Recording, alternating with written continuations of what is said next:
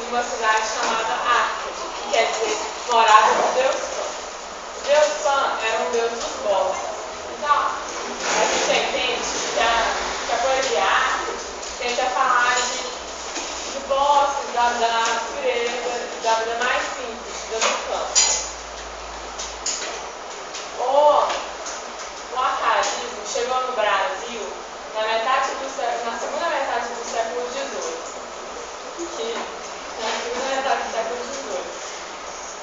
Quando ele chegou aqui em Minas, a gente estava no auge do ciclo de ouro e tinham vários jovens com pensamento feminista. Então, assim, foi uma grande oportunidade.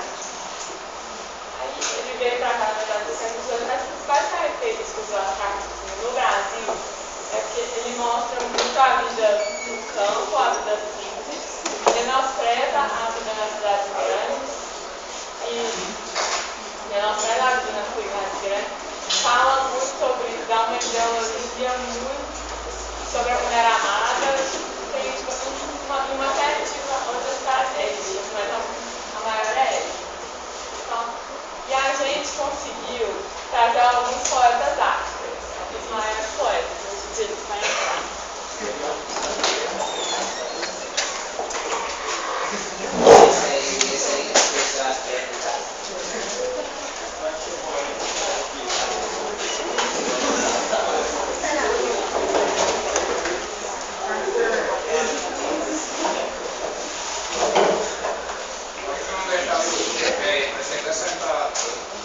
Bom dia. Eu vou começar falando hoje. Meu nome é Tomás Antônio Gonzaga, mas meu nome é arcádico, é Dirceu. E eu, antes de continuar falando um pouco sobre mim, eu queria apresentar a vocês uma cadeira com o número 37 e queria perguntar se vocês sabem a relação dela com a minha pessoa. Mas como assim? Eu cheguei aqui em Minas Gerais já fazem 3 dias e tudo que as pessoas sabem me falar é que vocês são antenados, que o mundo vive interligado, e vocês não sabem a ligação de um número 37 com o Tomás Antônio Gonzaga? Ele escreveu 37 poemas. Não. Eu sou patrona da cadeira número 37 na Academia Brasileira de Letras. E me surpreende muito que nenhum de vocês tão antenados sabe muito disso ainda. Eu ia dizer isso,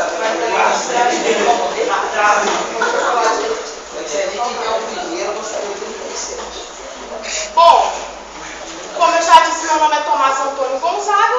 Eu nasci no dia, eu não gosto de falar minha data de nascimento, porque vocês vão ter uma ideia de há quanto tempo eu nasci, minha idade e há quanto tempo eu morri principalmente, que quando você morre isso passa a ser mais constrangedor.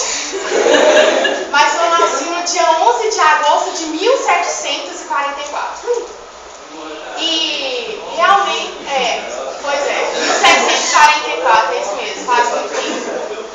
Eu nasci na cidade de Porto, em Portugal. Então, isso deve levar vocês a questionar por cadê meu sotaque português? Só que meus pais são brasileiros, então eu não tenho sotaque português, porque minha infância toda eu passei aqui no Brasil, ali transitando entre a Bahia, Recife, mais ou menos por aí. Bom, eu voltei a Portugal durante a minha adolescência, né, porque meu pai, ele tinha money, e aí ele pôde financiar meus estudos em Portugal. E eu formei em Direito aos 24 anos. Depois disso, eu trabalhei como juiz de fora na cidade de Beja. Foi ali mais ou menos em 1781, e eu estou olhando meu papel, porque a morte afeta os neurônios do poeta. E, bom, em 1782, eu fui nomeado ouvidor-geral de Vila Rica e, novamente, né, eu transitei aí por Minas Gerais, que eu quis chegar um pouco antes para ver o que isso tinha se transformado. Eu confesso que eu fiquei um pouco surpresa, porque eu esperava um pouco mais, depois de alguns anos, tendo que passar, esperava pessoas melhores, mas eu também não, né? E aí eu fui até a minha Vila Rica, onde eu fui ouvidor-geral em 1782. Né? E lá na época era bem mais bonitinho, hoje tem casas subindo para os morros afora, estragando toda a paisagem, né? Mas em 1789 eu fui acusado de participar da Inconfidência Mineira. Bom, e eu realmente participei, então vocês devem um pouco de gratidão a mim, porque como eu vou dizer, eu me privei de liberdade, porque eu fui preso e mandado para a Ilha das Cobras lá no Rio de Janeiro, e diga-se de passagem, é um lugar horrível. Então eu abri mão da minha liberdade para poder tentar libertar vocês. Então, pois é. Depois do meu tempo preso, eu fui para Moçambique, onde eu casei com uma moça muito bonita, chamada Juliana de Souza Mascarenhas, e que depois, quando eu for falar um pouco da minha obra, vocês vão perceber que, na verdade, eu fiz um monte de poemas de amor e não foi para ela. Com ela, eu tive um casal de filhos, né? E, bom, da minha vida, resumidamente, é isso. E o pai dela era rico, que eu esqueci de falar também.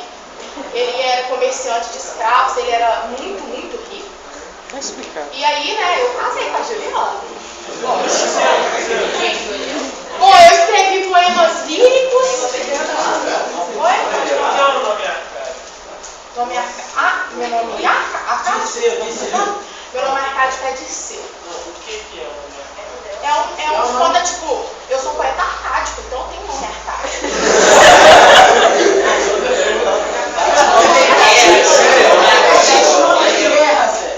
Ô Renan, né? É porque a morte me deu uns poderes também. Então assim, eu morri há mais de 100 anos, entendeu? Eu morri há mais de 100 anos, então não embola muito não, porque a morte afeta o meu nome de poeta.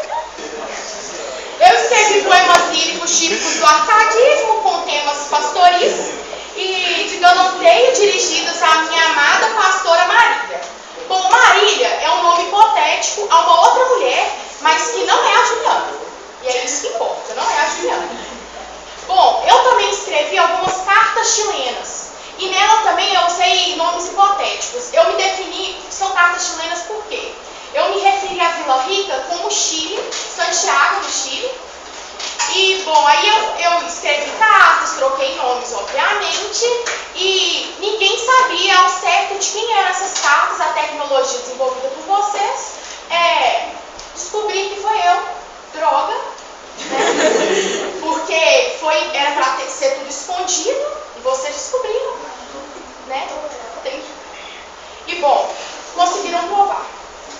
Mas agora é o seguinte, eu escrevi várias poesias líricas, falando sobre a minha, não é a minha amante, a minha amada de verdade, né, porque a Juliana, o pai dela era rico. E, bom, nela, a pastora Marília, até hoje não se sabe ao certo se é Maria Doroteia ou Maria Joaquina, que é a viúva de Vila Rica. Mas isso ninguém vai saber, porque esse segredo eu levei para o túmulo. E eu quero ver tecnologia que vocês conseguiram trazer aqui hoje, nem isso vai fazer com que eu fale. Entendeu? Vocês também vão morrer sem saber se é Maria Doroteia ou Maria Joaquina. Bom, agora eu vou recitar um dos poemas, que na verdade é a Lira 1 da parte 1. Mais ou menos, essas obras que eu fiz para a pastora Marília, eu acho que vocês vão juntar elas a mais ou menos aí um manual de como entender as mulheres. Porque ela é... Existe isso? Ela é grande. Hipoteticamente falando, Renan. Bom, agora é o seguinte, esse morto é os tecnológico. neurônios, eles afetam, a morte afeta os neurônios do poeta, e eu não lembro meu poema, só que me deram uma coisa para poder, agora que eu estou famoso, né, todo mundo não, né, porque vocês não sabem nem que eu tinha uma cadeira 37 na Academia Brasileira de Letras, mas aqui dentro está o meu poema,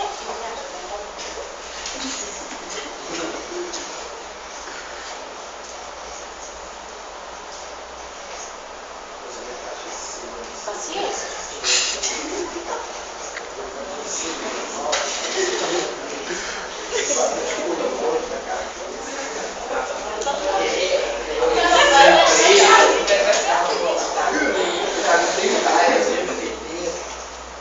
Eu, Marília, não sou algum vaqueiro que viva de guardar alheio gado, de tosco trato, de expressões grosseiras, dos frios gelos dos sóis queimado.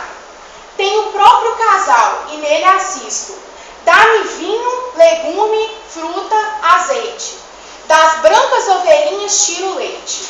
E mais as finas lãs de que me visto. Graças, Marília Bela. Graças à minha estrela. Eu vi o meu semblante numa fonte. Dos anos linda não está cortado. Não está cortado. Os pastores que habitam este monte com tal destreza tocam a minha sanfoninha. Que inveja, até me tem o próprio alceste. Ao som dela concerta a voz celeste. Nem canto letra que não seja minha. Graças, Marília Bela. Graças à minha estrela. Mas tendo tantos dotes da aventura, só apreço lhes dou, gentil pastora, depois que teu afeto me segura. Isso é muito difícil de mexer, gente. Que queres do que tenho ser senhora? É bom, minha Maria, é bom ser dono de um rebanho que cubra monte e prado. Porém, gentil pastora, o teu agrado vale mais que o rebanho. E mais um trono, e mais um trono. Graças, Marília Bela, graças à minha estrela. Os teus olhos espalham luz divina, a quem a luz do sol em vão se atreve. Papoula ou rosa delicada e fina, te cobre as faces que são cor de neve. Os teus cabelos são os fios d'ouro, teu lindo corpo bálsamos vapora. Ah, não fez o céu, gentil pastora, para glória de amor igual tesouro. Graças, Marília Bela, graças à minha estrela. Leve-me a sementeira muito embora, o rio sobre os campos levantados. Acabe a peste matadora, sem deixar uma res o nédio gado. Já destes bens, Marília, não preciso, nem me cega a paixão que o mundo arrasta. Para viver feliz, Marília, basta, que os olhos movam e me dê um riso. Graças, Marília Bela, graças à minha estrela. Irás advertir-te na floresta, sustentada, Marília, no meu braço. Ali descansarei a quente cesta, dormindo um leve sono em teu regaço. Enquanto a luta jogam os pastores, emparelhados correm nas campinas, tocarei teus cabelos de boinas, nos troncos gravarei os teus louvores. Graças, Marília Bela, graças à minha estrela. Depois de nos ferir a mão da morte, ou seja, neste monte ou noutra serra, nossos povos terão a sorte de consumir os dois a mesma terra. Na campa rodeada de ciprestes, lerão estas palavras dos pastores. Quem quiser ser feliz nos seus amores, siga os exemplos que nos deram estes.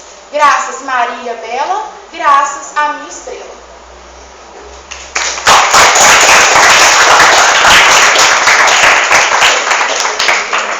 Eu prosseguiria essa reunião aqui hoje com os poetas árabes, falando sobre mim, Manuel Maria de Barbosa Bucati. Eu sou considerado por muitos, modéstia à parte, o topo da Cátia, só isso.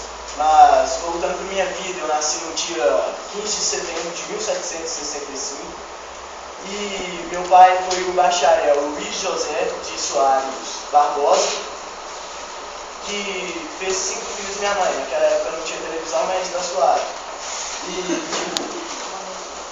Tipo assim, minha vida foi bem triste, entendeu? Mais quando estive lá com 6 anos e tal, porque meu pai foi preso quando eu tinha 6 anos, porque arrumaram uma armadilha para ele, e foi liberto só quando eu tinha 12, em 1777.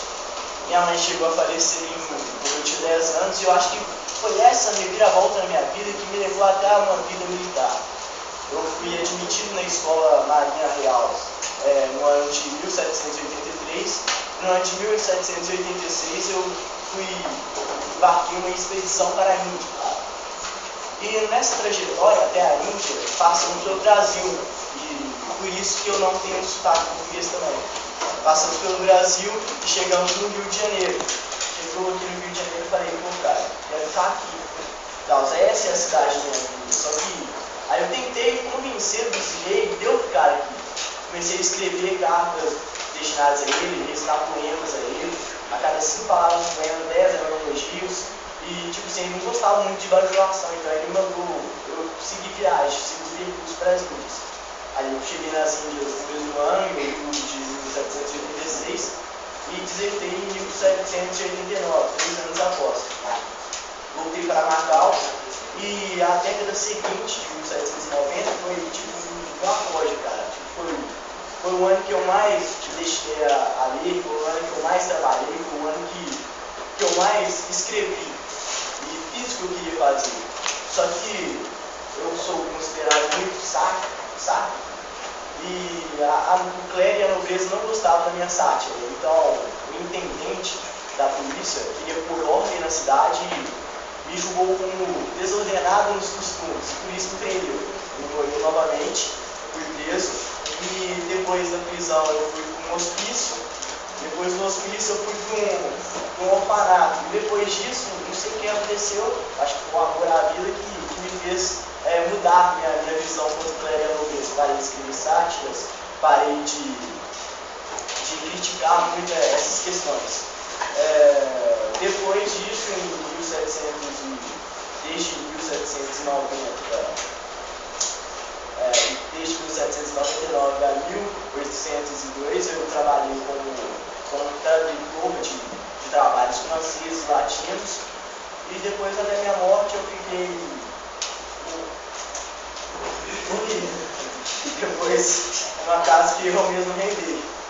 E tipo assim, sobre o meu trabalho, agora eu queria falar, é que eu fui considerado como um pé romântico. Eu fui um cara que, tipo, meio que antevi o romantismo que aconteceu no Portugal logo depois. Eu fui um cara muito sático, como falei, e com o passar do tempo, fui sendo considerado como um cara que escrevia histórias obscenas, porque eu escrevi muitas coisas que naquela época era muito além do terror, da censura que tem hoje. E é só isso, alguma pergunta para a minha pessoa? Obrigado. Eu vou ler alguns poemas que eu fiz e ele chama Se é Doce. Eu tenho que arredar a cadeira, ele não tem noção que 100 anos de morte faz uma pessoa. Sua sorte é que eu tomo concentrando B12. Se é doce no recente, ameno é. Ver toucaço na manhã de héteras flores, lambendo as varilhas e diretores. Pode queixoso, deslizasse no rio. Se é doce no inocente desafio, ouvir esses voláteis amadores, seus versos modulando e seus acordes, dentre os aromas de um pomar sombrio. Se é doce, mares, céus, ver anilados, pela quadra gentil, de amor querida, que espera os corações, floreia os braços. Mas doce é ver-te de meus ais vencida, dar-me em teus brancos olhos desmaiados, morte, morte de amor, morte de a vida.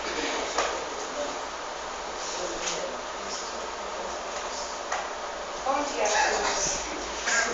Eu sou parte português, mas onde são meus nomes? Me chamo Antônio Diniz da Cruz e Silva. Eu nasci em 1731 e eu vim de uma família originalmente portuguesa, com muita cultura. Eu me formei e estudei lá durante toda a minha vida, formei em letras e exerci a profissão de juíza e depois fui promovida a desembargador. Ou seja, eu tinha dinheiro, caralho. Mas enfim, depois que eu fui nomeada desembargador, eu vim ao Rio de Janeiro, onde eu até julguei o nosso querido amigo Tomás. Por isso que a gente sentou um pouco longe um do outro. Isso não vem a palavra. Pensou na vida. Eu nunca fui muito ligada ao amor, essas coisas de paixão, sempre achei isso um pouco banal. Mas os meus textos sempre foram muito ecléticos. Escrevi de tudo, escrevi comédia, escrevi algumas sátiras, enfim. Eu sou admirador, confesso, da ideologia pombaliana, e eu sempre exaltei ele literalmente. As minhas obras, como eu já disse, elas vão do drama lírico, a sátira, e elas têm também um toque de um neoclassicismo francês. Se vocês repararem, vocês verão que eu sempre me lembro de vocês nas minhas obras. das minhas vindas aqui ao Brasil e de toda a sua gente. Para o drama, também fiz alguns estudos mineralógicos que integram algumas das minhas obras. Nas minhas escritas, cheias de artifício, de classicismo, eu sempre me interessei pela descrição da realidade, dessas coisas que a vida traz para a gente. Ficção, eu não acho que seja algo muito importante, não acrescenta muita coisa. Também escrevi uma ISP, um poema heróico cômico, assim, e ele é considerado um dos melhores, modéstia à parte, do exemplo do neofascismo português. Para a infelicidade de todos, eu morri em 1799, no Rio de Janeiro. Bom, vou ler um poema do Silva. Bom, chama Soneto. Que asiático foi, que de falso, aquele que vi tua formosura, em que cheio de amor e de ternura, essa alma te ofertei em holocausto. Teus olhos não fizeram por falso, teus belos olhos cheios de doçura, mas logo me fez ver minha loucura, teu peito de rigores nunca exausto. Ai, que quão mesquinho é, quão desgraçado, aquele que como osas vão se engana, no angélico rosto sossegado, pois 1000 vezes encobres a vista humana, qual haste de cruel flor do prado, um coração, uma alma desumana. Horrível. Bom, continuando. Já vamos falar disso aí, né?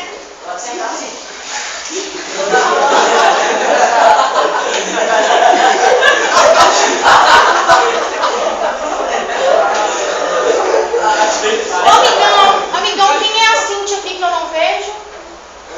Quem é a Cíntia que eu não vejo? Bom, continuando a reunião, meu nome é Alparena Peixoto e eu nasci no Rio de Janeiro, em 1743. Eu sempre gostei muito de literatura e com 14 anos eu já declamava poemas e improvisava versos, né? Bom, depois que eu me formei no Colégio Jesuíta do Rio de Janeiro, eu me matriculei na Universidade de Coimbra, no curso de Direito em Portugal, e lá eu me formei, né? Depois que eu me formei, eu trabalhei como juiz durante 3 anos. Direito é um poder. Exatamente. Eu trabalhei como juiz durante 3 anos. Em 1776, eu estava com muita saudade do Brasil, então eu voltei para cá e eu vim para Minas Gerais. Eu fui nomeado ouvidor da Comarca do Rio das Mortes, né, aqui em Minas, onde eu conheci a linda poetisa Bárbara Eliodoro, porque eu me apaixonei à primeira vista. Bom, nós nos casamos em 1781 e foi quando eu comecei a dedicar-me à mineração. Nesse ramo, eu ganhei muito dinheiro, eu encontrei muitos escravos, eu tive muitas coisas, né, quando eu comecei a trabalhar com isso. E eu tive uma vida plena e feliz com a minha esposa e os nossos 4 filhos. Em relação à literatura, eu escrevi, a maioria dos meus poemas são poemas em relação ao amor, eu escrevi muito sobre sentimentos. E na maioria deles, mas não em todos, a Bárbara, ela vinha me escravizar. Eu participei da Resistência Mineira junto com o meu amigo Tomás, né? Libertadores. Somos libertadores. Por isso, eu fui condenado à prisão, né? E eu fui exilado do Brasil, fui levado de Angola, onde eu morri em 1792. E bom, agora que eu tô aqui, né? Eu saí lá de onde eu estava morto, eu vou declamar um poema meu. Bom, primeiramente, eu vou falar que esse poema, ele foi escrito antes de eu conhecer a Bárbara, e é sobre sentimentos, sobre quando a gente está em desenvolvimento. Enfim, eu vou. Eu vi a vida joia, e namorado, fiz logo a ter um voto de querer, mas vi depois a Anitta, e é tão bela que merece igualmente o meu cuidado. A qual escolherei se neste estado eu não sei distinguir essa daquela? Se nem se agora vi, morro por ela. Se Joana vir aqui, vivo abrasado. Mas há que essa me despreza, amante, pois sabe que sou preso em outros braços. E aquela não me quer por inconstante. Vens comigo, soltar-me desses laços. Ou faz esses dois um só semblante, ou divide meu peito em 2 pedaços.